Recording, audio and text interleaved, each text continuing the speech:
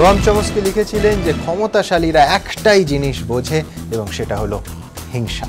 তৃণমূলের এই জামানায় যদি অপছন্দের তালিকায় থাকেন তাহলে মিথ্যে মামলা এবং হামলা কোনোটাই নতুন নয়।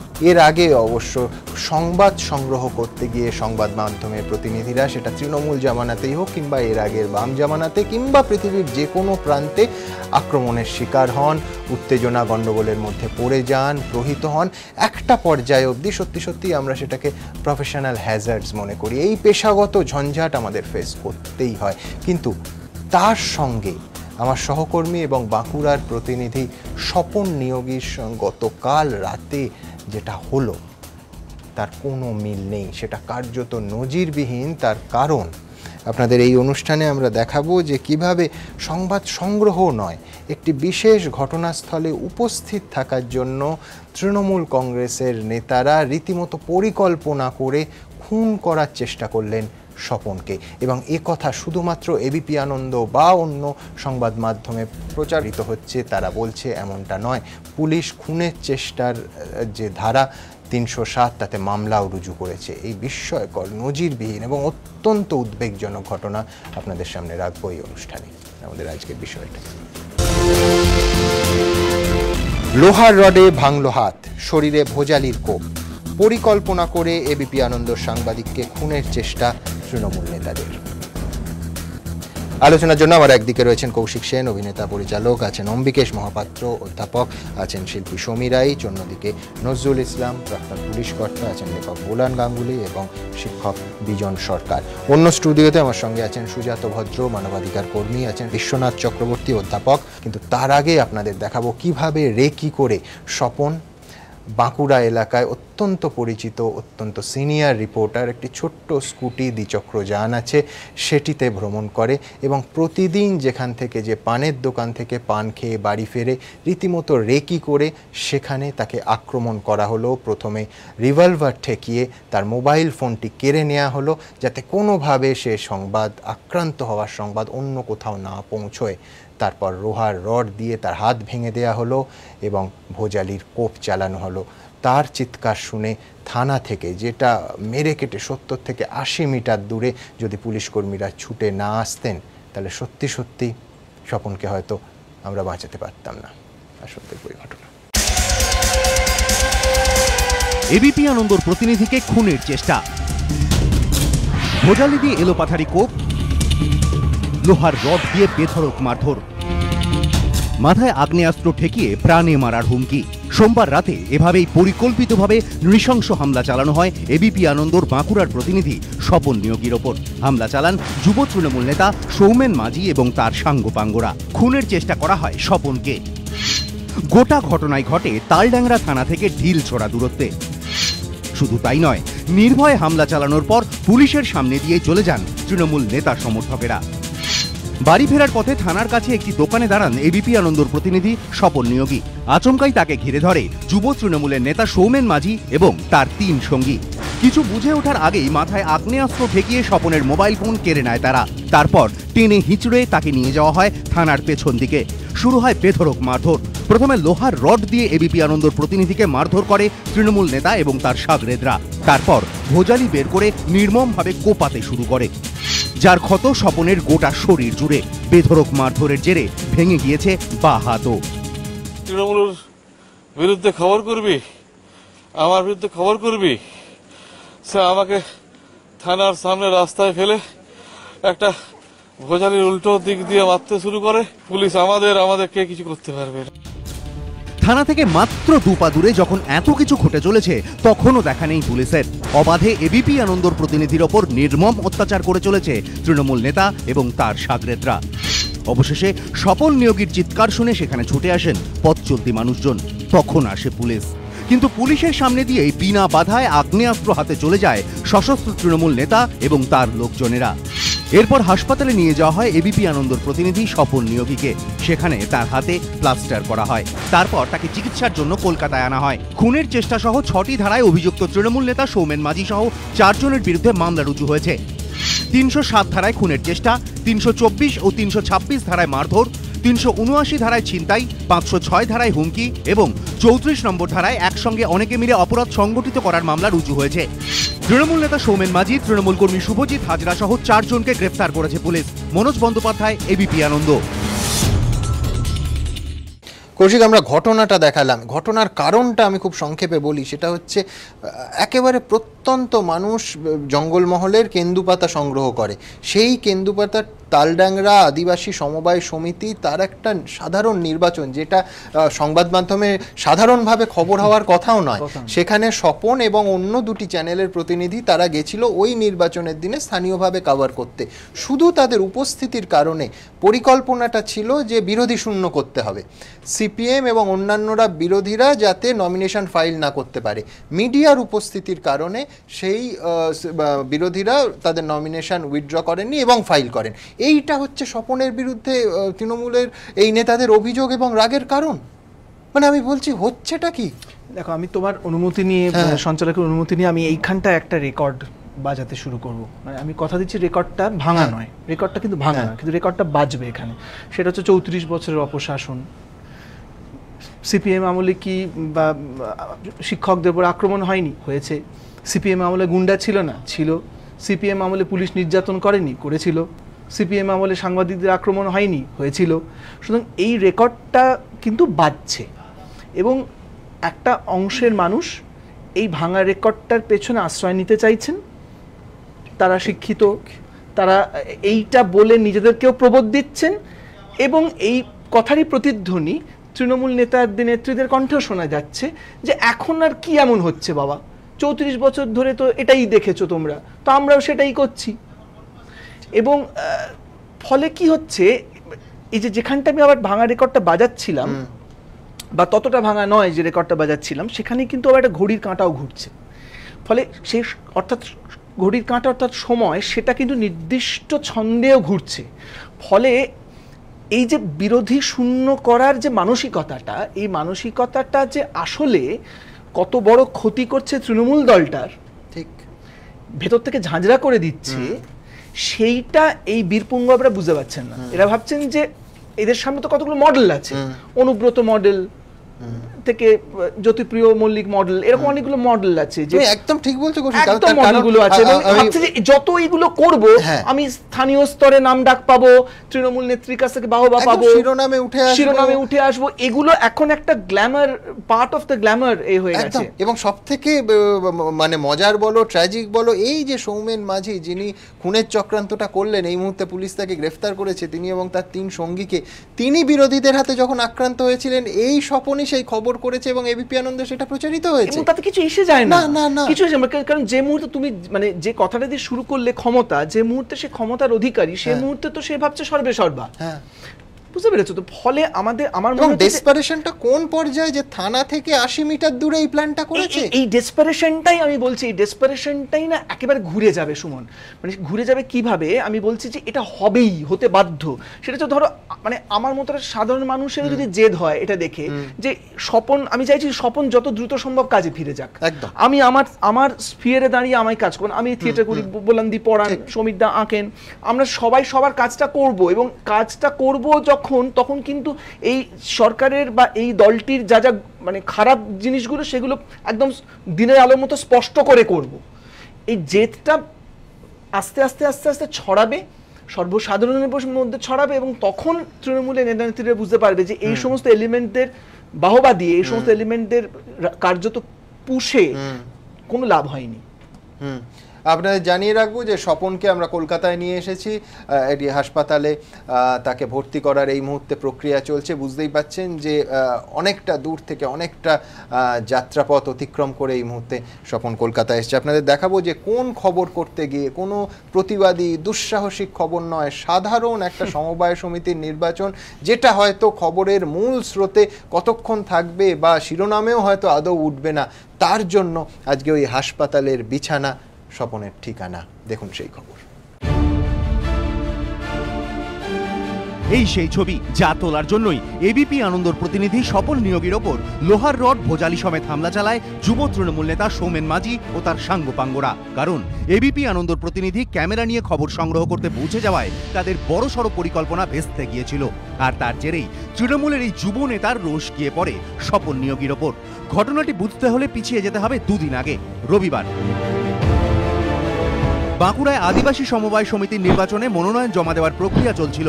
এবিপি আনন্দর প্রতিনিধির কাছে খবর যায় সিপিএম প্রার্থীদের মনোনয়ন পেশে বাধা দিতে পারে তৃণমূল। খবর পাওয়া মাত্রই সেখানে ছুটে যান স্বপন নিয়োগী। লক্ষ্য ছিল সঠিক তথ্য সাধারণ মানুষের সামনে তুলে ধরা। এবিপি আনন্দর প্রতিনিধি ক্যামেরা হাতে ঘটনাস্থলে পৌঁছতেই ভেস্তে যায় তৃণমূলের প্ল্যান। ঝামেলা হলেও শেষমেশ মনোনয়ন জমা দিতে সফল হন সিপিএম প্রার্থীরা। এতেই ব্যর্থ তৃণমূল নেতাদের রাগ গিয়ে পড়ে এবিপি আনন্দর প্রতিনিধির ওপর। যে রাগ মনে পুষে রেখে পরিকল্পনা করে ঘটনার দুদিন পর তারা হামলা চালান স্বপনের ওপর।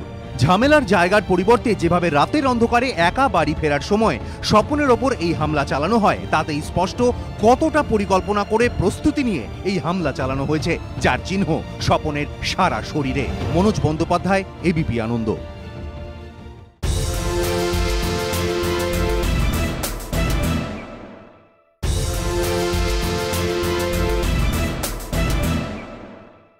নজরুল সাহেব, আমি আপনার কাছে আসবো। সেটা হচ্ছে পুলিশ একেবারে 80 মিটার দূরে, আমি মানে 70 থেকে 80 বলাটাই বোধহয় সেফ, এতটাই কাছে, এবং স্থানীয় মানুষের চিৎকার, স্বপনের আর্তচিৎকার শুনে পুলিশ ছুটে আসছে। আজকে স্বপনকে যখন নিয়ে আসা হচ্ছে অত্যন্ত যন্ত্রণা কাতর সে, পুলিশ অপেক্ষা করেছিল এই মামলা শুরু করার ক্ষেত্রে কমপ্লেনের ওপর। এটা কতটা মানে পুলিশ নিজের থেকে সুমোটো এই মামলা শুরু করতে পারতো না বা গ্রেফতার করতে পারতো? আইনে যেটা আছে, কেউ যদি অভিযোগ করে, কেউ যদি খবর দেয় বা পুলিশ যে কোনো ভাবে যদি জানতে পারে তাহলে মামলা শুরু করতে পারে। অতএব কেউ যদি অভিযোগ নাও দেয় তাহলে পুলিশের মামলা শুরু করতে ঠিক। আর এক্ষেত্রে তো রক্তাক্ত স্বপনকে পুলিশের চোখের সামনেই সে মাটিতে পড়েছিল। সমস্যাটা অন্য জায়গায়।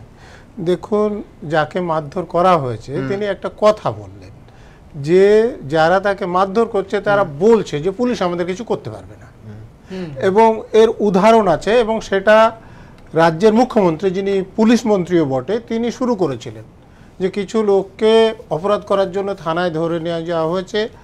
তিনি পুলিশ মন্ত্রী, তিনি থানায় হাজির হয়ে তাদের ছেড়ে দিতে বাধ্য করেছেন। এবং তারপরে তো কৌশিকবাবু অনুব্রতর কথা বললেন। আমি যেদিন হাইকোর্টে ক্যাসেটটা বাজানো হয় ঘটনাক্রমে উপস্থিত ছিলাম, যে তিনি বলছেন যে আমাদের বিরুদ্ধে যদি কেউ ভোটে দাঁড়ায় তাহলে তার বাড়ি জ্বালিয়ে দাও, আর যদি পুলিশ তাদেরকে বাঁচাতে আসে তাহলে পুলিশের উপর বোমা মারো। তারপরেও তো পুলিশ তার বিরুদ্ধে মামলা করেনি বা তাকে ধরেনি। দুদিনের মধ্যে নির্দল প্রার্থী হৃদয় ঘোষের বাবা খুন হয়ে গেলেন, কিন্তু তাদের বিরুদ্ধে এমন মামলা করা হলো যারা খুন হলেন, ঠিক তাদের বিরুদ্ধে যে তার আর বেল হয় না। কিন্তু যার কথা এরকম বললেন পুলিশের সামনে, তার বিরুদ্ধে মামলা হলো না যতক্ষণ পর্যন্ত কোর্ট হস্তক্ষেপ করছে।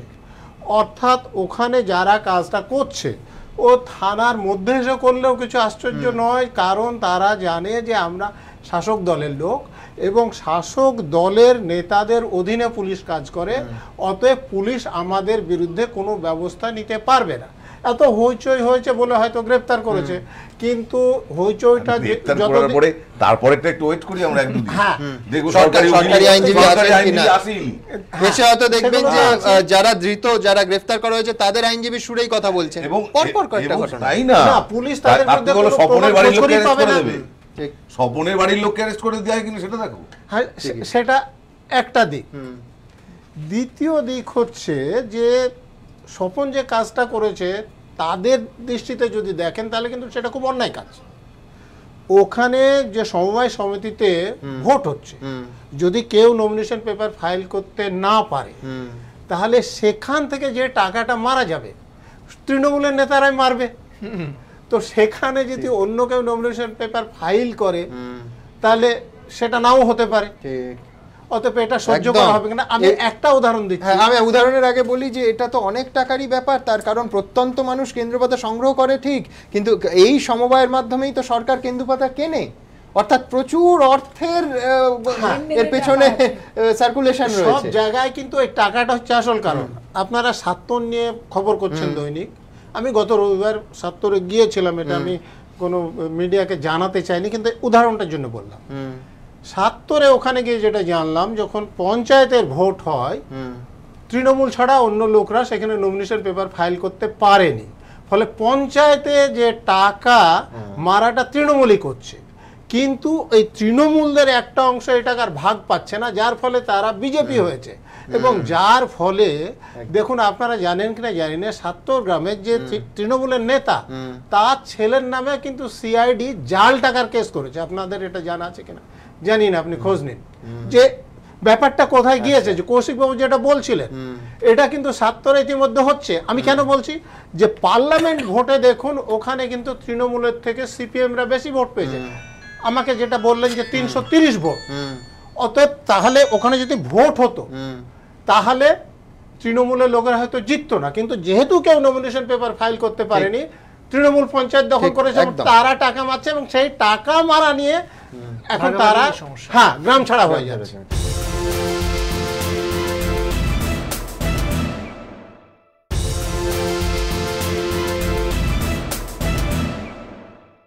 আমি আপনাদের দ্রুত একবার দেখাবো যে কে এই সৌমেন মাঝি, যার বিরুদ্ধে অভিযোগ যে একেবারে পরিকল্পনা করে প্রতিদিন ঠিক যে পথে, যে দোকান থেকে রাত্রে একটা পান কিনে আমাদের প্রতিনিধি বাড়ি ফিরতেন, সেখানে তারা অপেক্ষা করে রিভলভার, লোহার রড এবং ভোজালি হাতে করে। কে এই সৌমেন মাঝি? দেখুন, ইনি বাঁকুড়ার যুব তৃণমূল নেতা সৌমেন মাঝি, যার নেতৃত্বে এবিপি আনন্দর বাঁকুড়ার প্রতিনিধিকে থানার কাছে লোহার রড দিয়ে মেরে ভোজালি দিয়ে কুপিয়ে খুনের চেষ্টা করা হয়। কে এই সৌমেন মাঝি? স্থানীয় সূত্র খবর, তালডাংরা ব্লকের যুব তৃণমূল সভাপতি তাপস সুরের অত্যন্ত ঘনিষ্ঠ বলে পরিচিত সৌমেন মাঝি। তাপস সুর আবার জেলা সভাধিপতি তথা তৃণমূলের জেলা কার্যকরী সভাপতি অরূপ চক্রবর্তীর ঘনিষ্ঠ অনুগামী। সেই অরূপ চক্রবর্তী, যার বিরুদ্ধে অভিযোগ তিনি মাইক বাজানো নিয়ে গন্ডগোলের ঘটনায় ধৃতদের ছাড়াতে থানায় চলে গিয়েছিলেন। স্থানীয় সূত্রে খবর, ব্লক তৃণমূল যুব সভাপতি তাপস সুরের ছত্রছায়াতেই গত 2 বছর ধরে সৌমেন মাঝির দাপট দিন দিন বেড়েছে। অভিযোগ, মূলত তোলাবাজি করেই তার দিন কাটে। এহেন সৌমেন মাঝি ও তার দলবলি সোমবার রাতে পরিকল্পিতভাবে নৃশংস হামলা চালায় এবিপি আনন্দর বাঁকুড়ার প্রতিনিধি স্বপন নিয়োগীর ওপর। মনোজ বন্দ্যোপাধ্যায়, এবিপি আনন্দ। অম্বিকেশ বাবুর কাছে আসবো। অম্বিকেশ বাবু, মনে আছে যে কৌশিকও সেদিন ছিল, বিমল চক্রবর্তী যেদিন মার খেয়েছিলেন, কিংবা আপনার ঘটনা যেদিন ঘটেছিল, মানে যে পেশায় থাকুক সেটা খুব অপ্রাসঙ্গিক।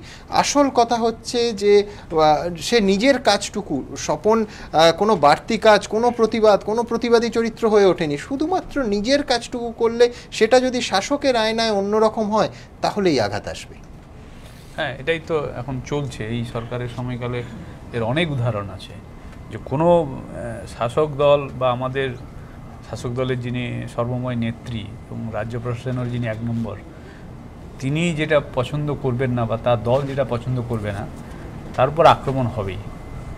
এবং শিলাদিত্য চৌধুরীর উপর আক্রমণ হয়েছে, তানিয়া ভরদ্বাজের উপর আক্রমণ হয়েছে, এবং কোথাও কারেকশন নেই। আপনি বলুন, মানে এই ঘটনা ঘটে গেছে, হয়তো শীর্ষ নেতৃত্ব জানতো না, আমি বলছি দল থেকে বহিষ্কার করা হয়নি, কিন্তু না না না, শীর্ষ নেতৃত্ব জানতো না এসব ঠিক না। আচ্ছা, আমার মনে হয় মুখ্যমন্ত্রী তার যে কর্মসূচি, সেই কর্মসূচি অনুযায়ী কাজগুলো হচ্ছে।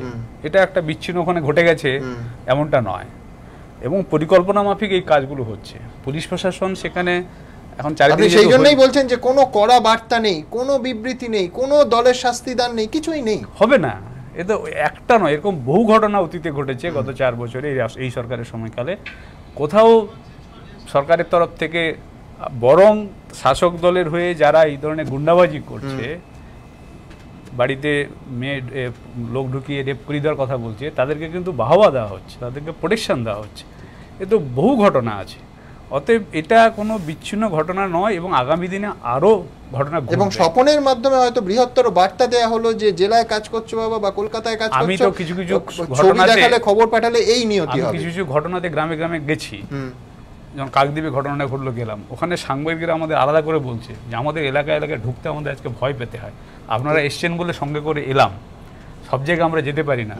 এবং কোনো এলাকায় এমন কিছু খবর আমি পাওয়ার পরে যখন সাংবাদিকদের সঙ্গে, এলাকার সাংবাদিকদের যোগাযোগ করি, বলে আপনারা একটু উপরে খবর দিন, তারা যদি একটু বলে তো আমাদের যেতে সাহস হবে।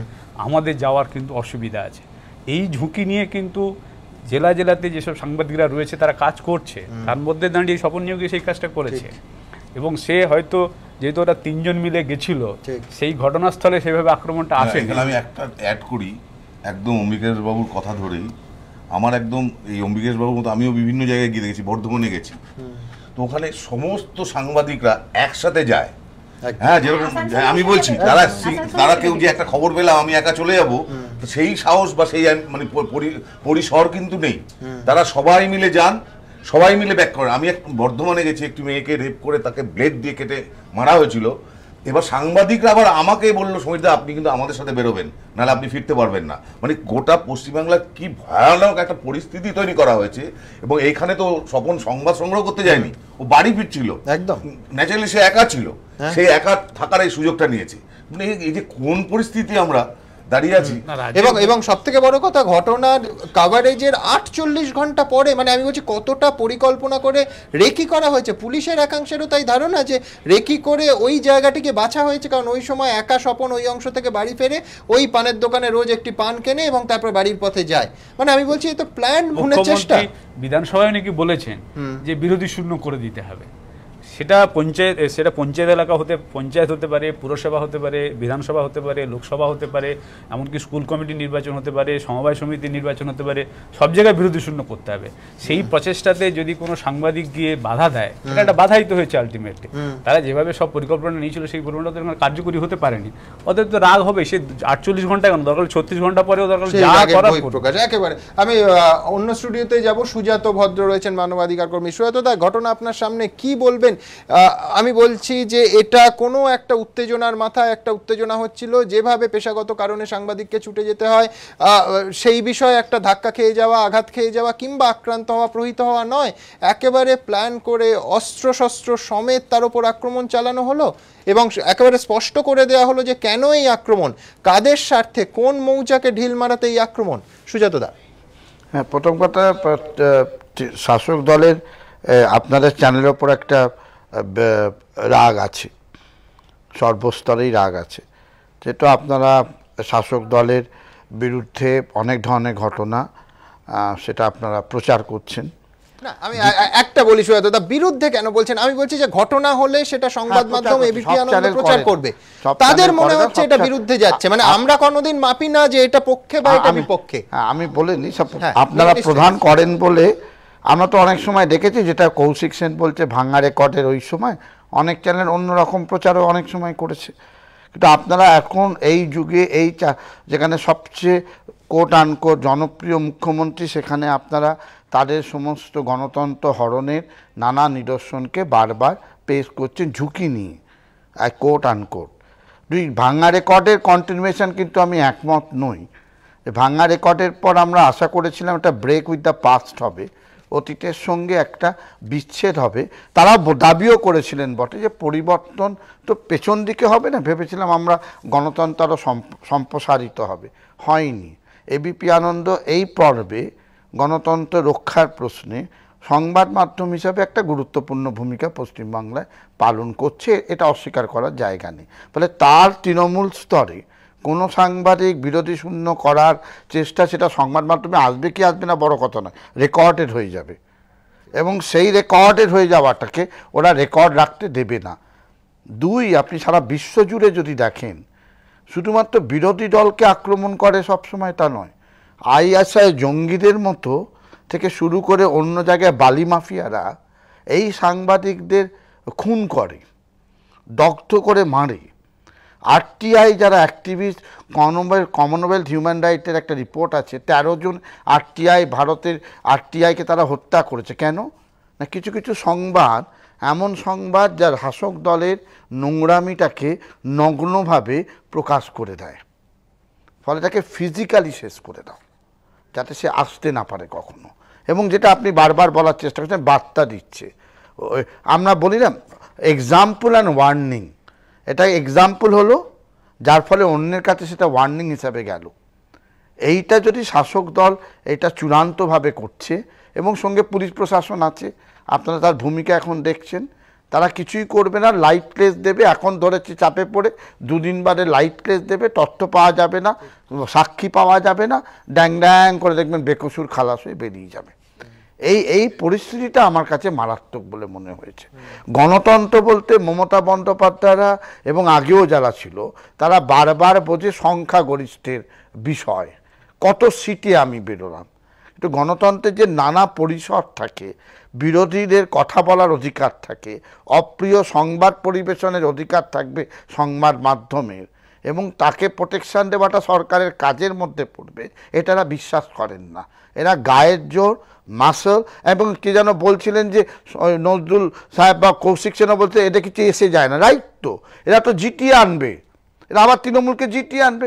এবার অন্যরা কি বলল, 5 বছর ধরে 10 জন কি চেঁচালো, কে সুজাত, কে বোলান দেবী, কে সুমন দে, কিছুক্ষণ ধরে চেঁচালো, কিন্তু আমরা তো আবার 230 থেকে 260 হয়ে আসবো, আমাদেরকে রুখবে?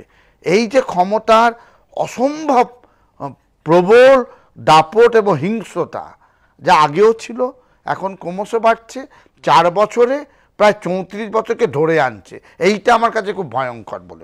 সুজাতদা, আমি আপনার কাছে আসবো। একটা ছোট্ট বিরতির সময় হয়ে গেছে। বিরতিতে যেতে যেতে আজকে সকাল থেকে এই খবর যখন আমরা প্রচার করা শুরু করি, সমস্ত সর্বভারতীয় চ্যানেল, বাংলা টেলিভিশনের সমস্ত সংবাদের চ্যানেল যেভাবে এই কঠিন সময় আমাদের পাশে এসে দাঁড়িয়েছে, এই খবর সম্প্রচার করেছে এবং গণতন্ত্রের কণ্ঠস্বরকে একসঙ্গে তুলে ধরার চেষ্টা করেছে, আমরা সত্যিই কৃতজ্ঞ।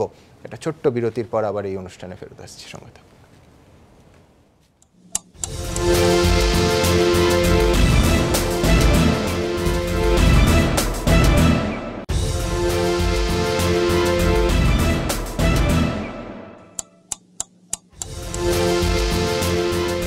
আমরা অত্যন্ত সচেতনভাবে এই অনুষ্ঠানের সাধারণভাবে রাজনীতির যে মানুষেরা আসেন, যে রাজনীতিবিদরা আসেন, শ্রদ্ধেয় মানুষ কিন্তু তাদের রাখিনি। তার কারণ এই আক্রান্ত হওয়ার ঘটনার মধ্যে রাজনীতি তো বাদ দিন, কোথাও কোনো নীতি নেই। যেটা আছে সেটা হচ্ছে চরম নীতিহীনতা। রাজনীতির মানুষেরা আজ সারাদিন এটার উপর প্রতিক্রিয়া দিয়েছেন। কি বলছেন তারা, দেখাবো। সংবাদ মাধ্যমের প্রতিনিধি তাকে রিভলভার ঠেকিয়ে, কুপিয়ে, পা ভেঙে দিয়েছে, কলকাতায় চিকিৎসার জন্য নিয়ে আসতে হচ্ছে। কেন হবে এটা? মানুষের কোনো অধিকার থাকবে না? মানুষকে ভয় পাচ্ছে বলে এরকমের আক্রমণ করছে। যারাই প্রতিবাদ করবেন, যারাই সমালোচনা করবেন, যারাই সরকারের মাউথপিস জার্নালিজম না করবেন, তারাই আক্রান্ত হবেন, তারা রক্তাক্ত ক্ষতবিক্ষত হয়ে যাবেন। এটাই এই সময়ের দস্তুর। আমরা একটা অসুস্থ সময়ের মধ্যে দিয়ে যাচ্ছি। সংবাদ মাধ্যমকে গলা টিপে হত্যা করার যে মানসিকতা, সেই মানসিকতা স্বৈরতান্ত্রিক মানসিকতা।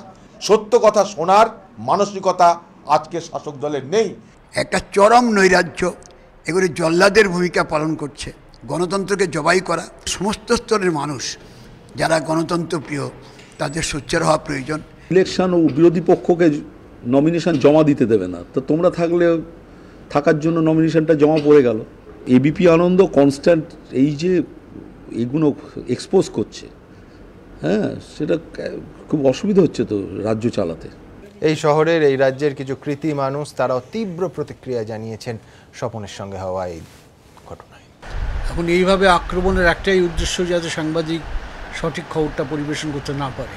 এটা হচ্ছে গণতন্ত্রের মূলে কুঠারাঘাত করা। এই দেশে, এই বর্তমানে রাজ্যে যে একটা ফ্যাসিবাদী শাসন চলছে, এটা তারই প্রতিফলন। এই ঘটনাটা থেকে যেটা বেরিয়ে আসছে সেটা হচ্ছে একটা সন্ত্রাসের সাংঘাতিক পরিমণ্ডল, তার সঙ্গে সঙ্গে সমস্ত প্রশাসনের সামগ্রিক পরিস্থিতির একটা চূড়ান্ত ব্যর্থতা। এটা যখন যেখানে হয় বুঝতে হয়, সেখানে কিন্তু সরকারের পক্ষে টিকে থাকার ক্ষেত্রে নিজে যেন একটা সন্দেহের মধ্যে ভুগছেন, এরকম একটা অনিশ্চয়তার বোধ তার ক্ষেত্রে কাজ করছে। আমি মনে করি এখানে একটা ফ্যাসিস্ট রুল চলছে, আইনের শাসন নেই, পুলিশের চোখের সামনে এই ঘটনা ঘটেছে। এতে জঙ্গলের রাজত্ব ছাড়া এটাকে আর কিছুই বলা যায় না। সংবাদ মাধ্যমের গায়ে হাত অনেক দিন ধরে পড়ছে। সংবাদ মাধ্যমকে সচেতন হতে হবে, কিন্তু ভাই নিরাপত্তা দেবে কে? আমাদের রাজ্যে তো পুলিশেরই নিরাপত্তা নেই।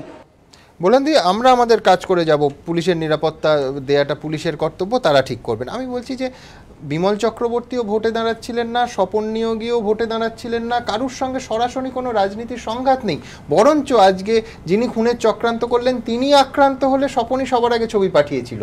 কোথায় ধাক্কা দেওয়ার চেষ্টা করা হচ্ছে? আমার নিজের যেটা প্রথম মনে হয় যে এটা স্বপনকে মেরে তোমাকে সবক শেখানো, এই যে প্রতিদিন তুমি বা তোমার চ্যানেল এই যে প্রতিদিন একটা কি বলবো রাজ্যের বিভিন্ন জায়গা থেকে খবর তুলে আনছো এবং সেটাকে কি সাবস্টেন্সালাইজ করছো, এই যে জিনিসটা এইটা কখনোই কোনো শাসকের পছন্দ হয় না। দেখুন আমি এখানে একটা ছোট্ট উদাহরণ দিই, একেবারে 2-3 দিনের মধ্যে তোমার চ্যানেলে আমি বলছি তৃণমূলের বড় বড় নেতারা মন্ত্রীরা কখনো ইন্টারভিউ দিতে আসেন না, আমরা এটা লক্ষ্য করে দেখি। হ্যাঁ, আগে আসতেন যখন তাদের দরকার ছিল। এইবার তারা যখনই বুঝতে পেরেছেন যে তুমি এমন প্রশ্ন করতে পারো যে প্রশ্নটার উত্তর দিতে গিয়ে তারা বিপদে পড়তে পারেন, তাদের দলে ততটা বিশ্বাসযোগ্য অনুগত নয়। হ্যাঁ, আচ্ছা, কিন্তু এখানে আমার কথা আছে, ধরুন গত 48 ঘন্টা আমি আজকেই রানডাউন দেখছিলাম, তার ভেতর বৃষ্টির জল যেখানে যেখানে অত্যন্ত দ্রুততার সঙ্গে নেবেছে, আমি 2 উইন্ডো করে দেখানো হয়েছে জল আগে কিরাম ছিল এবং কত দ্রুত নেবেছে। আমি 48 ঘন্টা, বেশি দূর নয়। এই যে মুখ্যমন্ত্রী আগামীকাল বর্ধমানে যাবেন 100তম প্রশাসনিক বৈঠক, 99টা বৈঠকে যে যে অংশে কাজ অত্যন্ত তাড়াতাড়ি হয়েছে আমরা পরিষ্কার দেখিয়েছি, আমরা আলাদা করে আমাদের প্রতিনিধিকে দিয়ে সংবাদ সংগ্রহ করে দেখিয়েছি। কোথায় সমস্যা? মানে আমার ভাবতে হবে যে কোনটায় খুশি আর কোনটায় দুঃখ পাবে, ওটা দেখানো তোমার কর্তব্য, এইটা দেখানো তোমার কর্তব্য নয়। না না, মানে কি দেখাবেন সেটা যদি আপনি ঠিক করেন তাহলে সব তো আমি যেরকম পছন্দ করব নাই হতে পারে। এটা কি হয়েছে আমি যা বলবো আপনি যদি সেটা দেখেন তাহলে ঠিক আছে। এর পেছনে আমাদের একটা সমাজের দায় আছে, দায় আছে এইটা যে আমরা যখনই একটা ক্ষমতার কাছে, একটা বড় পাওয়ারের কাছে আমরা চুপ করে থাকি, এটা কিন্তু আমাদের সমাজের দায় আছে এই ভাবনাটার মধ্যে। এই যে চুপ করে থাকি, তুমি এই তোমার একটা ছোট্ট উদাহরণ দিচ্ছি, যে সুজাত বলল যে 34 বছরের 34 বছরের ইয়েটা যখন ভাঙতে এই যে নাগরিক সমাজ থেকে আমরা নেমেছিলাম, তার কজন আজকে এগিয়ে এসছে এই কথাটা বলতে যে এটাও ভুল, তার মানে তারা নাগরিক সমাজের রিপ্রেজেন্টেটিভ ছিল না। এতগুলো ঘটনার মধ্যে একটাতে অন্তত মুখ খুলেছে না, কোনোটাতেই তাদের মনে হয়নি যে এটা, এই যে একটা পাওয়ারের কাছে নতি স্বীকার, এই নতি স্বীকারটা একটা সময় পর্যন্ত, কিন্তু আমি যেটা লক্ষ্য করে দেখি এটা বাঙালির একটা মানে ধরন।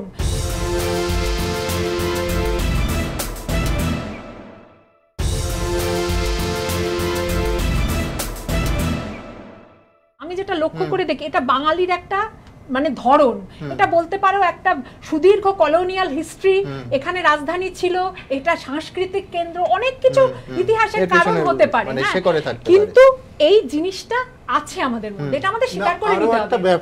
আর এই যে পুলিশের যে মাথা নিচু করাটা, এটাও আমার কিন্তু মনে হয় প্রত্যেক জায়গাতে যে মমতা ব্যানার্জি বলছে আপনি এরকম করছেন কেন, তা নয়, ইন জেনারেল পুলিশ একটু নত হয়ে গেল, জ্যোতি বোসকে দেখলে ইন জেনারেল মাথা নিচু হয়ে গেল। এই যে একটা ইন জেনারেল হয়, আমি বলছি না যে এটা মানে হ্যাঁ ওটা কি জানো তো একটা তুষ্ট করার ব্যাপার, একটা মানে একটা উঁচু লোককে আমি তুষ্ট করে আমার কিছু হবে না, তাতে যে আমার বাড়ি ঘর দৌড় হবে, আমি চাকরিতে প্রমোশন পাবো তা না, কিন্তু ওইটা আমার ধরো, এবং আমি কোন রকম ঝঞ্ঝাট বিপদের মধ্যে পড়লাম না, আমি এবং আমার পরিবার, আমি বৃহত্তর বিপদটাকে রাখতে দিলাম বা বাড়তে দিলাম, আমি নিরাপদ আছি এই ভেবে।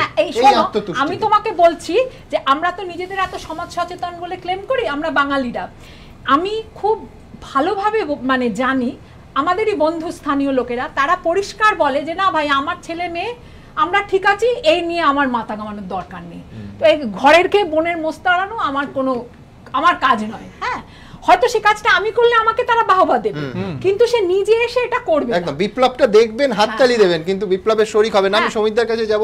সমিতা, রাজনীতির ক্ষেত্রেও ধরুন মানে নরেন্দ্র মোদী নিউ ইয়র্কে গিয়ে অসাধারণ একটা ভাষণ দিলেন, সেটাও এবিপি আনন্দ দেখাবে, এবং সুষমা, বসুন্ধরা, যে কটা ঘটনা ঘটেছে সেটাও একইভাবে দেখাবে। মানে আমায় কেন বাঁচতে হবে যে কোন খবরটা নরেন্দ্র মোদীর দলের পক্ষে স্বস্তিদায়ক এবং কোন খবরটা অস্বস্তিদায়ক, কেন বাঁচবো? যেরাম ভালোটা দেখাবো, দুর্নীতির অভিযোগ উঠলে যখন ব্যাপম হবে একই রকম তীব্রতায় দেখাবো, অসুবিধা কি আছে? মানে কি অসাধারণ, মানে তোমার প্রশ্নটার সঙ্গে আমার হাসি পেলেও তার একটা প্রথম কারণটা হলো আজকে যিনি মুখ্যমন্ত্রী, তিনি মুখ্যমন্ত্রী হওয়ার আগে যখন আমাদের সাথে মিট করতেন তখন তিনি যেটা বলতেন সেটা ওনার নিশ্চয়ই মনে থাকবে, কারণ এবং এইখানেও তোমাদের এখানেও যে ইন্টারভিউ দিয়েছে সেটাও যদি এখনো দেখানো হয় যে উনি সরকার কিভাবে চালাবেন, সেইগুলো ওনার ইন্টারভিউ ওনার কথাতেই বেরিয়ে যাবে যে ঘটনাটা কি। পরিষ্কার উনি বলতেন, আপনারা আমাদের ভুল হলে আপনারা বলবেন, আমরা শুধরে নেব, এই ধরনের অসংখ্য কথা। এবং যেটা দুঃখের জায়গা যে সত্যি সত্যি 34 বছরের কৌশিকের ভাষা, বোলান্দির ভাষা, সুজাতদা, এটা আমাদের সবার ভাষা, যে 34 বছরে যা হয়েছে প্রচুর হয়েছে, সেইটাকে চেঞ্জ করার জন্য যিনি দাবি করেন যে তিনি নাকি পশ্চিমবঙ্গে এটা চেঞ্জ করেছেন, একেবারে ভুল কথা। কোনো তৃণমূল চেঞ্জ করেনি, কোনো নেত্রী চেঞ্জ করেননি। এগুলো যারা বলেন তারা ওনাকে খুশি করার জন্য বলেন। চেঞ্জ করেছে বাংলার মানুষ। তার কারণ ভেতরে ভেতরে প্রতিটি মানুষ তিতি বিরক্ত হয়ে গেছিল। ওপর থেকে বোঝা যেত মনে হতো সবাই সিপিএম, কিন্তু বোঝা আজকে যেটা মনে হচ্ছে ওপর থেকে সবাই তৃণমূল। খুব ভ্রান্ত ধারণা। এটা ঠিকই। আজকে ওনাদের তুষ্ট করার জন্য পুলিশ থেকে আরম্ভ করে ইনফ্যাক্ট ইন্টেলেকচুয়ালস যারা কিছু পাওয়ার জন্যে, ওনাদেরকে খুশি করার জন্য এবং কিছু পেয়ে তারা খুশি থাকছেন, ওপর থেকে খুব বাহাবা দিচ্ছেন। প্রচুর মানুষের সমাগম দেখা যাচ্ছে, প্রচুর বঙ্গভূষণ, বঙ্গবিভূষণ দেওয়া হচ্ছে। মনে রাখতে হবে, ইতিহাস থেকে যদি না আমরা শিক্ষা নিই তাহলে কিন্তু আবার সেই ভুল হতে চলেছে। অর্থাৎ 34 বছরে বাংলাকে যেখানে নেওয়া হয়েছিল তার থেকে আমি বলবো 340 বছর আমরা আরো পিছিয়ে গেলাম গোটা বাঙালি জাতটা। তার কারণ যেগুলো অন্যায়, যেটাকে আমি আগে অন্যায় বলেছি, আগে যদি ধর্ষণকে আমি অন্যায় বলি, নেতায়ের কাণ্ডকে যদি আমি অন্যায় বলি, আজকে কেন আমি 70-এর মহিলার উপরে যে অত্যাচার হয়েছে সেটাকে অন্যায় বলবো না? আজকে কেন কামদুনি কাণ্ড যেটা হয়েছে সেটাকে অন্যায় বলবো না? আমি বা কৌশিক বা বোলান্দি বা কিছু মানুষ বা উনি যদি কিছু মানুষ বলেন, তারা তখন আমরা সমাজের শত্রু হয়ে যাচ্ছি। এবং সমাজের মিত্র কারা হচ্ছেন? যারা নিজেদেরকে কেউ শিক্ষাবিদ, কেউ নাট্যকার, হ্যাঁ, এবং তারা বলছেন যে, এবং তারা নাটক করেও দেখাচ্ছেন, সরকারকে তুষ্ট করার জন্য নাটক করেও দেখাচ্ছেন যে সরকার কত ভালো চলছে। আমি খালি এইটুকু বলি যে যারা ভাবছেন যে মানুষকে এত মূর্খ, যারা ভাবছেন এত উৎসব হলো, বাংলার মানুষ ভীষণ হ্যাপি, কোনো ইন্ডাস্ট্রি থেকে আরম্ভ করে কোথাও কোনো রকম ডেভেলপমেন্ট হয়নি পশ্চিমবাংলার। যত জায়গায় বাইরে গেছেন সেটা আমাদের কাছে, আমরা যদি আজকে উত্তর চাই যে 5 বছরে আমাদের রাজ্যের কি সত্যিকারের উন্নতি মানে তোমার 3 হাত তুলে লাইট জ্বালানো নয়, এটা বুঝতে হবে। ওপরের চাকচিক্যটা মানুষের সৌন্দর্য নয়। এই রাজ্যের কথা হচ্ছে, আমি দ্রুত একবার অন্য রাজ্যের কথা আসবো। তার কারণ আমাদের মনে হচ্ছে যে গোটা রাষ্ট্রযন্ত্রটা কি একই ধরনের প্রতিহিংসা পরায়ণ হয়ে যাচ্ছে, অথবা কোথাও যারা শাসক তারা কেন্দ্রে হতে পারে, এই রাজ্যে হতে পারে, অন্যান্য রাজ্যে হতে পারে, তাদের সহিষ্ণুতা ক্রমশ কমছে। আপনাদের দেখাবো যে উত্তরপ্রদেশে কি মারাত্মক অভিযোগ উঠেছে। একজন IPS এর বিরুদ্ধে রাষ্ট্রশক্তির দাঁত এবং নখ যদি এইভাবে বেরোনোর অভিযোগ ওঠে, তাহলে সাধারণ মানুষ, সাধারণ ভোটাররা, গ্রামগঞ্জের মানুষ, শহরের সাধারণ মানুষ কোথায় যাবেন? দেখুন। বিরোধীদের মনোনয়ন দাখিল করতে না দেওয়ার তৃণমূল নেতার পরিকল্পনা বানচাল হয়ে যাওয়ায় বাঁকুড়ায় লোহার রডের বাড়ি ভোজালির কোপ খেতে হলো এবিপি আনন্দ সাংবাদিক স্বপন নিয়োগীকে। শাসকের স্বার্থে ঘা লাগলে তার চেহারাটা যে কত ভয়ঙ্কর হতে পারে তার প্রমাণ যুগে যুগে মিলেছে। এ রাজ্যে তার সাম্প্রতিকতম উদাহরণ যদি হয় এবিপি আনন্দর প্রতিনিধির এই ক্ষতবিক্ষত চেহারা, তাহলে উত্তরপ্রদেশে অবশ্যই IPS অফিসার অমিতাভ ঠাকুর। ক্ষমতাসীন সমাজবাদী পার্টির প্রধান মুলায়ম সিংহ যাদবের বিরুদ্ধে হুমকি দেওয়ার অভিযোগ দায়েরের 12 ঘন্টার মধ্যে যার বিরুদ্ধে ধর্ষণের অভিযোগ দায়ের করা হয়। নির্যাতিতার দাবি, গত বছর 31শে ডিসেম্বর এই ঘটনা ঘটে। স্বাভাবিকভাবেই নানা মহলে প্রশ্ন তৈরি হয়, গত বছর এই ঘটনা ঘটে থাকলে কেন এখন FIR দায়ের হলো? নির্যাতিতার দাবি, তিনি তখনই অভিযোগ জানাতে গিয়েছিলেন কিন্তু পুলিশ নেয়নি। স্বভাবতই প্রশ্ন ওঠে, কেন পুলিশ নির্যাতিতার অভিযোগ নেয়নি? এক্ষেত্রে পুলিশের একাংশের সাফাই, যেহেতু একজন IPS অফিসারের বিরুদ্ধে অভিযোগ, তাই সব দিক খতিয়ে দেখা হচ্ছিল, কিন্তু খতিয়ে দেখতে 7 মাস লেগে গেল। আর যেই মুলায়ম সিংহ যাদবের বিরুদ্ধে IPS অফিসার অমিতাভ ঠাকুর মুখ খুললেন, সঙ্গে সঙ্গে তার 12 ঘন্টার মধ্যে খতিয়ে দেখাও সম্পূর্ণ হয়ে গেল আর অভিযোগও নিয়ে নিল পুলিশ। ফলে নানা মহলে প্রশ্ন, তাহলে কি সমাজবাদী পার্টির প্রধানের বিরুদ্ধে মুখ খোলাতেই এই পাল্টা মামলা? निश्चित रूप से जो रेप की घटना दर्ज हुई, जो पूर्णतया फर्जी घटना है, अथवा जो मेरा निलंबन हुआ, इनका घटनाक्रम कुछ उस प्रकार का है जिस पर मेरे स्तर से बहुत कुछ बिना बोले भी सारी बातें स्वतः स्पष्ट दिख जाती हैं। এবার দেখে নেওয়া যাক সেই অডিও ক্লিপের ছোট্ট অংশ যা প্রকাশ করে অমিতাভ ঠাকুর দাবি করেছেন তাকে ফোনে ধমকেছেন মুলায়ম। समझ नहीं पा रहा हूँ सर। समझ में ये नहीं आया तो बना उसके खिलाफ करना लगते शुरू। किसके खिलाफ सर? अब हम बता देंगे आपको फोन करने। सर अब आप सुधर जाइए, तय कह दिया मैंने। তাৎপর্যপূর্ণ বিষয় হলো, মুলায়ম সিংহ যাদবের বিরুদ্ধে এই IPS অফিসার ধমকানোর যে অভিযোগ করেছিলেন তার প্রেক্ষিতে কিন্তু এখনো কোনো FIR দায়ের হয়নি। আর IPS অফিসারের কাছে যেটা মুলায়মের হুমকি বলে মনে হচ্ছে, ছেলে অখিলেশের কাছে তা বাবার পরামর্শ ছাড়া আর কিছুই নয়। नेताजी नहीं समझा सकते किसी को, नेताजी हमें समझाते हैं। अगर नेताजी किसी को समझाएं तो ये गलत बात है। অখিলেশের এই মন্তব্যের পর অনেকেরই বক্তব্য, মুলায়ম পরামর্শ দেওয়াটা নিজের ছেলে কিংবা নিজের দলের মধ্যে সীমাবদ্ধ রাখলেই তো পারেন। একজন আইপিএস অফিসার তার পরামর্শ শুনবেন কেন? তিনি শাসক বলে। এবিপি আনন্দ। নজরুল সাহেব, আমি দ্রুত একবার, যেহেতু আপনিও আইপিএস, আপনি বলুন যে মানে আমি বলছি যে সমাজের এই স্তরে যদি এই ধর্ষণের অভিযোগ এবং অভিযোগ যে সম্পূর্ণ মিথ্যে অভিযোগ, 31শে ডিসেম্বরের ঘটনা বলে মুলায়ম সিংহ যাদবের বিরুদ্ধে কমপ্লেন করার 12 ঘন্টার মধ্যে তাকে সামনে আনা হচ্ছে, পুলিশ অ্যাক্ট করছে, আমি বলছি কোথায় সাধারণ মানুষ যাবেন? না, সাধারণ মানুষের যাওয়ার কোনো জায়গা থাকবে না। আপনি মুখ্যমন্ত্রীর কথা শুনলেন? মুখ্যমন্ত্রী বলছেন যে মুলায়ম সিং যাদব যেমন ওনাকে পরামর্শ দিয়েছেন, অতএব আইপিএস অফিসার তাকেও পরামর্শ দিয়েছেন। উনি কিন্তু অস্বীকার করছেন না যে মুলায়ম সিং এটা করেননি, স্বীকার করে নিচ্ছেন। আমার প্রশ্ন হচ্ছে মুলায়ম সিং যাদব কে? আচ্ছা, একজন সাধারণ মানুষ, তিনি অডিও টেপই বা কোথায় পাবেন, মোবাইল রেকর্ডই বা কি করে করবেন? মানে প্রত্যেকটা জায়গায় আপনাকে ধরে জেলে, না জেলে পুরে দেওয়া হবে। আমি বলছি মুখ্যমন্ত্রীর মানসিকতা, তিনি রাজ্যের প্রশাসনের হেড, পুলিশের হেড, সব রকম প্রশাসনের হেড। তো উনি যদি মনে করেন যে মুলায়ম সিং এরকম ধমকাতে পারেন, তাহলে সেখানে কোনো বিচার পাওয়া সম্ভব নয়। আমি বলছি কেন, যে একজন আইজি লেভেলের অফিসারকে যদি কিছু বলার থাকে, মুলায়ম তো এমপি, উনি পার্লামেন্টে আইন তৈরি করতে পারেন, রাজ্যের প্রশাসনের উনি কেউ নন।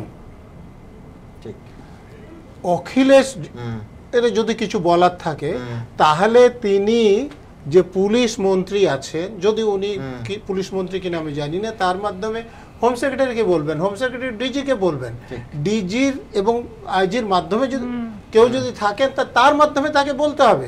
মুলায়ম সিং যে ওনাকে ফোন করেছেন এটা কোনো আইন অনুমতি দেয় না। অতএব মুখ্যমন্ত্রী যদি এটা না জানেন, তাহলে সেখানে তো বিচার হওয়া সম্ভব নয়। মুলায়ম সিং আমি বলছি যে ওই আইপিএস এবং তার স্ত্রীকে একাধিক মামলায় ফাঁসানো হলো ওই অডিও টেপ প্রকাশ করা 12 ঘন্টা। আমাদের এখানে অশোক গঙ্গোপাধ্যায় বিচার করবে, আপনাকে পিছনটা মনে দেখতে হবে যে রাজ্যের একজন মন্ত্রীর বিরুদ্ধে ওই আইপিএস অফিসারের স্ত্রী মামলা দায়ের করেছেন যে আয়ের সঙ্গে সঙ্গতিহীন সম্পত্তি আছে। তো সেটা খুবই অন্যায় কাজ। উনি মন্ত্রী, উনি যা ঠিকই তো আয়ের থেকে বেশি সম্পত্তি আছে, এটাই তার অধিকার। হ্যাঁ, তার মৌলিক অধিকারে ধাক্কা লেগেছে। সেটা আইপিএস অফিসার তার স্ত্রীকে এর থেকে নিবৃত্ত করেন, এটা তো খুবই অপরাধ। তো এরকম অপরাধ করলে তাকে তো শিক্ষা দিতেই হবে। ঠিক, আমি দ্রুত একবার আসবো যে অপরাধ করলে শিক্ষা এবং বার্তা। সংবাদ মাধ্যমের ওপর সাম্প্রতিক অতীতে যতবার আক্রমণ হয়েছে, একবারও কি কঠোর কোনো বাক্য এসেছে, কোনো সমালোচনা এসেছে প্রশাসন কিংবা দলের সর্বোচ্চ স্তর থেকে? না হলে এই বার্তাই তো যাবে যে এরকম হতেই পারে। কথা কিংবা কাজ শাসকের মনোপুত না হলেই পরিণতি হতে পারে ভয়ঙ্কর। বাঁকুড়া এবিপি আনন্দর প্রতিনিধিকে খুনের চেষ্টাই হোক কিংবা উত্তরপ্রদেশের শাহজাহানপুরে সাংবাদিক গজেন্দ্র সিংহকে জ্বলন্ত পুড়িয়ে মারা, দুক্ষেত্রেই অভিযোগের আঙুল সেই শাসক দলের দিকে। বঙ্গে অভিযুক্ত তৃণমূল নেতা, উত্তরপ্রদেশে অভিযুক্ত সমাজবাদী পার্টির হেভিওয়েট মন্ত্রী। কখনো আক্রান্ত সংবাদ মাধ্যম, কখনো শাসকের পছন্দসই আচরণ না হলে মিথ্যে মামলায় ফাঁসানোর অভিযোগ।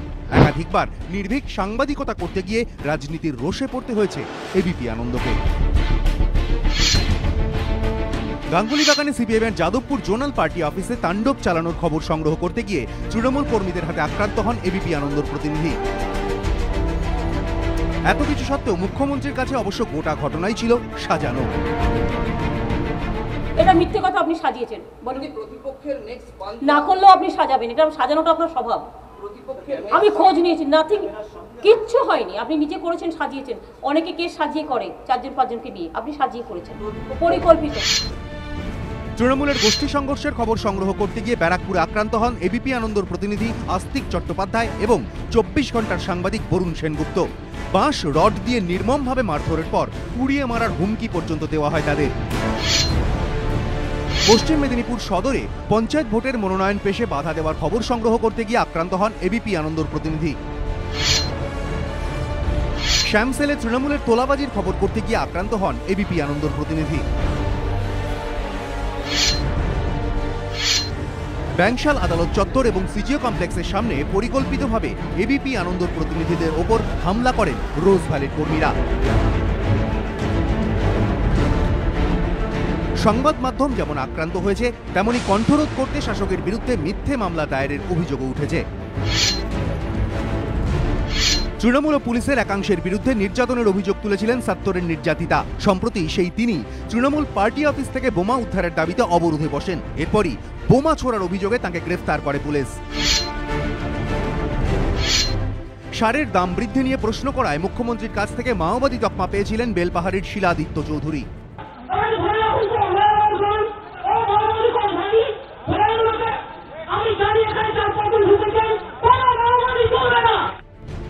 মুখ্যমন্ত্রীর মাওবাদী তকমার পরই সভাস্থল থেকে শিলাদিত্যকে গ্রেফতার করে পুলিশ। যদিও পুলিশ কিন্তু তাঁর বিরুদ্ধে মাওবাদী কার্যকলাপে যুক্ত থাকার কোনো তথ্য প্রমাণ জোগাড় করতে পারেনি।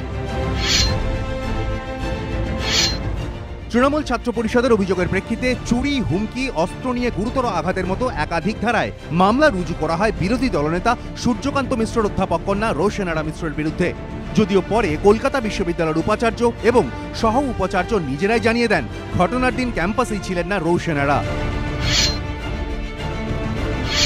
মহাকারণে কেরোসিন কাণ্ডে ষড়যন্ত্রের অভিযোগে গ্রেফতার করা হয় কীটনাশক ছড়ানোর দায়িত্বে থাকা সংস্থার কর্মী জ্যোতির্ময় নন্দীকে। কিন্তু রেজিস্ট্রার অফ পাবলিকেশন নিজে জানান জ্যোতির্ময় নির্দোষ, কিন্তু জ্যোতির্ময়ের পক্ষে মুখ খোলায় শাস্তির মুখে পড়তে হয় তাকে। বিরোধী স্বর চাপা দিতে যেন তেন প্রকারে প্রশাসনকে কাজে লাগিয়ে হেনস্থা করা এবং কালিমা লিপ্ত করাই শাসকের কৌশল বলে দাবি নানা মহলের। সে এ রাজ্যে ব্যঙ্গচিত্র ইমেল করায় যাদবপুরের অধ্যাপক অম্বিকেশ মহাপাত্রকে গ্রেফতারের ঘটনাই হোক, কিংবা উত্তরপ্রদেশে আইপিএস অমিতাভ ঠাকুরের ওপর নেমে আসা খাঁড়া। এবিপি আনন্দ। বিজন, শুভেন্দু অধিকারী কি বলেছে দেখাবো, কিন্তু এটা ছাড়া আর একটা, প্রথম কথা শুভেন্দু শুরুতেই দেখিয়ে নি, তোমার বলতে সুবিধা হবে। শুভেন্দু অধিকারী শাসক দলের তরফ থেকে হয়েছে কি না এটা তো আমি জানি না, তার কারণ এই বিষয়ে আমার কিছু জানা নেই। যে কোনো জায়গায়, সে বাঁকুড়া কেন, ভারতবর্ষের যে কোনো জায়গায় সাংবাদিক নিগ্রহের আমরা বিরোধী। গণতন্ত্রের অন্যতম স্তম্ভ হচ্ছে সংবাদ মাধ্যম। সেই সাংবাদিকরা যে কোনো জায়গায় আক্রান্ত হোক না কেন, সেটা নিশ্চয়ই আমাদের দল সমর্থন করে না। বিজন, অন্য ঘটনার সঙ্গে আমি গোলাচ্ছি না, তার কারণ এখানে যেটা হয়েছে, থানার সামনে পুলিশ দেখেছে রক্তাক্ত স্বপনকে, পুলিশ তার গাড়িতে তুলেছে। আমি বলছি যে কোথাও একটা, মানে এটা তো আর অভিযোগ পাল্টা অভিযোগের স্তরে নেই। পুলিশ কি মামলা শুরু করেছে? খুনের চেষ্টা। মানে আমি বলছি একটা কড়া বিবৃতি শুধু এবিপি আনন্দর জন্য না, সমস্ত সংবাদ মাধ্যমে যারা কাজ করছেন, 24 ঘন্টা হতে পারে, কলকাতা টিভি হতে পারে, ইটিভি হতে পারে, সবার জন্য একটা বক্তব্য আশা করতে পারেন না এই পেশায় যারা কাজ করছেন এই রাজ্যে? অবশ্যই। বা সৌমেন মাঝি কিংবা তার মতো কিছু লোক তৃণমূল কংগ্রেসের ভাবমূর্তিকে নষ্ট করছে। গণতন্ত্রের চতুর্থ স্তম্ভ গণমাধ্যম, তার উপর যখনই যেখানেই আক্রমণ হোক সেটা নিন্দনীয়। বাংলার বুকে বহুবার আক্রমণ হয়েছে, সেই আক্রমণকে বরাবরই নিন্দা করা হয়েছে। না না, নিন্দা তুমি করছো, পাচ্ছি না তো আমি প্রশাসন কিংবা দলের সর্বোচ্চ স্তর থেকে পেলাম না তো। আমি বলছি আমি রাজনীতিদের বলি, আমি আমার বক্তব্যটা তোমার ভালো লাগবে। আমি রাজনীতিবিদদের এই জন্য এই অনুষ্ঠানে ডাকিনি যে এটা বিজেপি বনাম তৃণমূল কংগ্রেস, সিপিএম বনাম তৃণমূল কংগ্রেস বনাম আরএসপি, তার লড়াই নয়। এটা লড়াই এমন একটা ঘটনা যেটা আর অভিযোগের স্তরে নেই, যেটাকে সবাই মিলে কন্ডেম করতে হবে। আমি রাজনীতির পার্টটা, মানে শাসক দল বলে কথায় কথায় রাজনীতি হচ্ছে, আমি রাজনীতির পার্টটা বাদ দিয়ে শাসক দলের একটা নিন্দা পাবো না? অবশ্যই করা দরকার ছিল, যেটা দরকার ছিল, অবশ্যই দরকার। প্রশ্ন হলো সংবাদ মাধ্যম তার কাজ করবে। সে খবর আমার পছন্দ হতে পারে, নাও হতে পারে। সব খবর আমার পছন্দ হবে তাও নয়, সবার জন্যও নয়, বিরোধী দলেরও অনেক সময়। এবং সেই সংবাদ মাধ্যমের চরিত্র শেষ যে ভাববে যে কোনটা শাসকের পছন্দ হবে, কোনটা বিরোধীর পছন্দ হবে। আমি বলছি পছন্দ ভেবে খবর হবে না, খবর হলে আয়নার মতো আমরা দেখাবো। একদমই তাই। এবং সারা দেশে, এটা দেশের বাইরেও, পৃথিবীতে বহু দেশে চলছে, এ রাজ্যেও চলছে, এই রাজ্যের বাইরেও চলছে। আমাদের দেশের কথা আমি বলতে পারি, আমাদের রাজ্যের কথাও বলতে পারি, কঠোর আইন তৈরি করা হোক সারা দেশের জন্য। বাংলা শুধু নয়, বাংলার বাইরেও এই ঘটনা ঘটছে। ফাইন, আমি একবার বিশ্বনাথ বাবুর কাছে যাব। বিশ্বনাথ বাবু, আমি বলছি আইন করে এই যে রাজনীতিবিদদের চরিত্র এবং মানে এটা জেনেটিক হয়ে যাচ্ছে প্রায় সমস্ত রাজ্যে, এই রাজ্যেও, সেটা হচ্ছে সংবাদ মাধ্যমকে নিয়ন্ত্রণ। আমি বলছি যে স্বপন সেই নিয়ন্ত্রণের, আমি ধরে নিচ্ছি যে একটা অশিষ্ট, একটা অশান্ত অংশের মধ্যে পড়ে গেছে, কিন্তু কার্যত সংবাদ মাধ্যমকে অনুগত থাকতে হবে, আনুগত্য দেখাতে হবে, এটাই নিয়ম হতে চলেছে নাকি?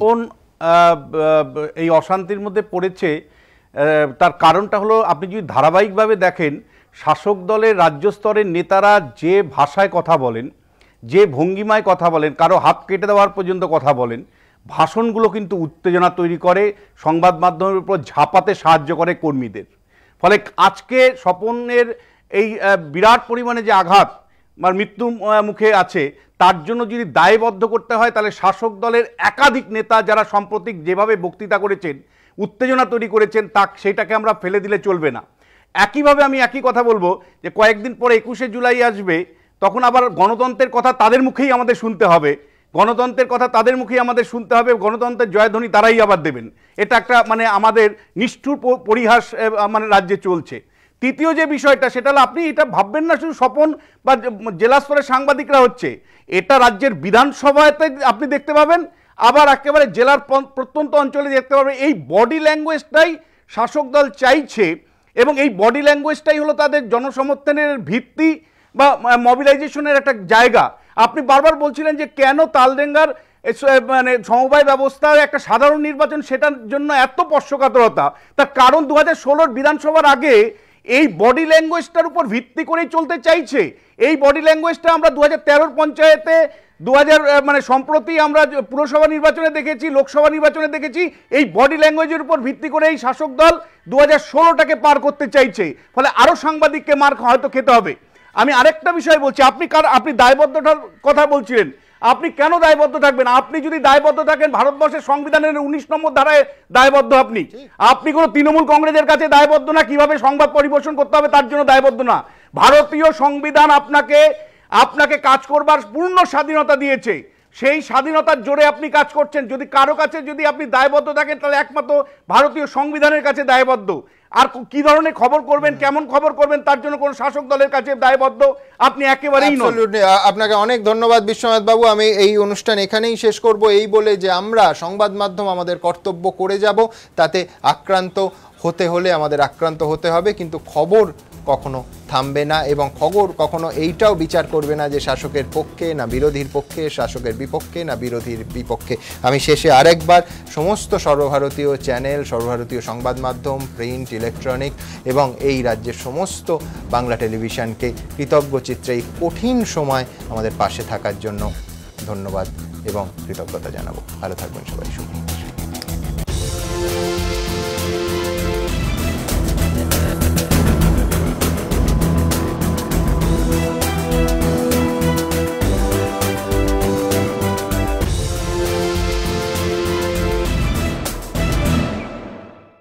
সহযোগী নিবেদক captain 600 EQR, stronger, safer, super safer এবং Seacom skill university and Seacom engineering college.